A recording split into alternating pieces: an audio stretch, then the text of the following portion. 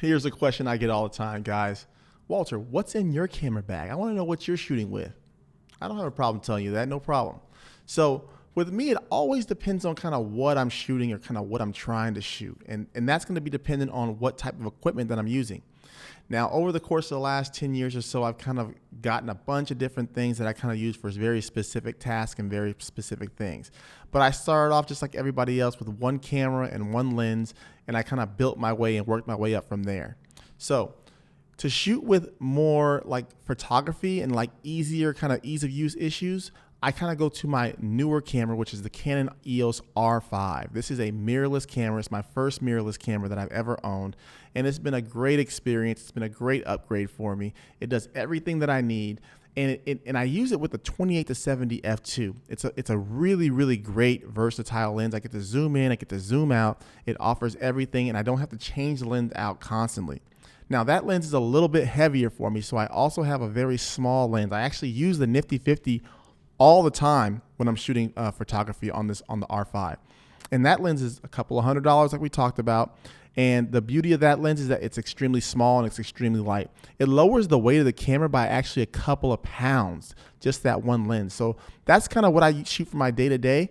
But I also have the Canon EOS 5D Mark III. This is an older camera. I've had it for about 7 years. And before I updated it, it was my A camera. It was what I used for all of my photography work. It's still a great wedding photography camera. It's still used by a lot of professionals in the wedding and in the wedding industry. And it's a staple. It shoots an amazing image. It has a large full frame megapixel sensor. And I apologize if I'm going a little bit over people's heads with the terminology, but you can always look these words up or ask me questions about it later. And it just overall it's great. It has dual card slots, so that way you can have redundancy. Which I want to bring up another thing is that redundancy is extremely important. If you're ever going on paid shoots, always, this is a pro tip. If you're ever going on a paid shoot, always use redundancy, and that means recording to both cards rather than one card. You might say, well, why do you do that? I already have a card recording to. Because cards fail, memory gets corrupted. These things happen all the time. You can read horror stories online all day about people who go to weddings or go to different events and they don't record on dual card slots. And after the event's done, they put the card in and all the files are corrupted. So all that work that you did where you can't get that day back because everybody's there, you're done. Imagine having to explain that to a client. So the third camera that I have is a Canon EOS 7D. Now this is my very first camera. It's my baby. And right now you can probably get a used one for about $300, which is amazing. Now this camera right here is kind of like it was my favorite camera to start with because it shoots 1080p. This camera's over 10 years old. It shoots 1080p, and it's a crop sensor, which is still fine. But the main thing is that it shoots 1080p video. You can put on the 50 millimeter Nifty 50 that costs $200, and you have a $500 cinema kit. You can shoot video quality, 1080p video, upload it to YouTube, share it all around the world, and you can do it for less than $500. That would be unheard of years ago. And the best part about it is this is better than a smartphone or anything like that, because even though smartphones shoot at higher resolution, this is going to give you that nice creamy bokeh, that cinema look. You can shoot in 24 frames or you can shoot in 30 frames. You get those options with this camera, which is great. Now for streaming or for a more professional shoots, what I tend to use is I have two Blackmagic Pocket 6K cameras, which are EF mount lenses. And why is EF mount lenses so important? Because I shoot on Canon.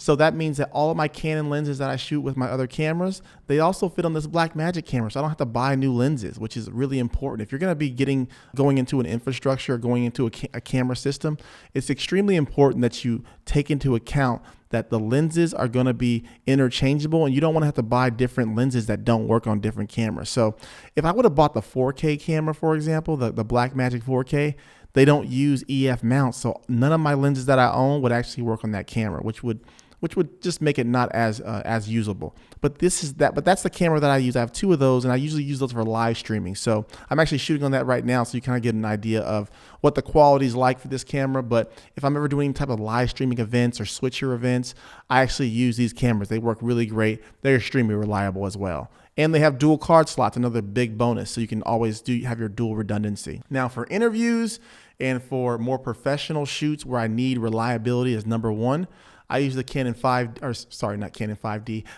I use the Canon C300 Mark II, which is a 4K cinema camera. It has dual card slots. It uses very, very fast CFast cards, which are phenomenal. And they really, this camera has been a workhorse. This is probably my favorite, most reliable camera. It's been through everything with me, and it's never failed, not one time at a shoot. So this is my kind of like the big dog. It does all of the big heavy lifting. It's great for interviews. It's great for documentaries. And I use a one lens on there mainly, and that is the 18-80. It's a kind of cinema hybrid lens. It's a phenomenal lens. It uses the T-stops. It has the gears on there. So if you remember how I talked about cinema cameras, one of the things is that it has the gears. So that way that if you wanted to attach a follow focus, you could do that. Or it has a rocker, so I can actually zoom in and out. If I have the camera up to my face, I can zoom in and out on the camera with the rocker, which is another really cool thing. This is really good if you're trying to shoot a documentary. I would highly recommend looking into something like that. Even if it's in the rental range, it's a really great camera. The last camera that I'm going to talk to you guys about is my Kinefinity Mavo LF. And this is my cinema camera, which I use specifically for narrative work. So any type of work that has to do with telling a story, and I want it to look very cinematic, I use this camera. It's probably got the nicest image that I have out of all of my cameras. And it uses actually, what kind of card is that? It uses SSD cards. So there is no redundancy, which is unfortunate, but it uses SSD cards, very fast media.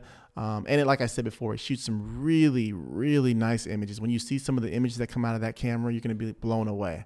So that's pretty much the cameras that I use. If I see, did I miss any? No, I think that's it. So those are the cameras that I use for all of my work. I kind of have it broken down. I really, really recommend you guys, if you don't have a camera, if you're in the market for one, to try to get a used one or get a new one in a system that you're comfortable sticking with. So for me, you can see that I progressed from a basic camera, the 7D, which shot 1080, and then I upgraded slowly to the 5D Mark III. And then from there, I actually upgraded to the C100 Mark II, but I ended up selling that one to get the C300 Mark II.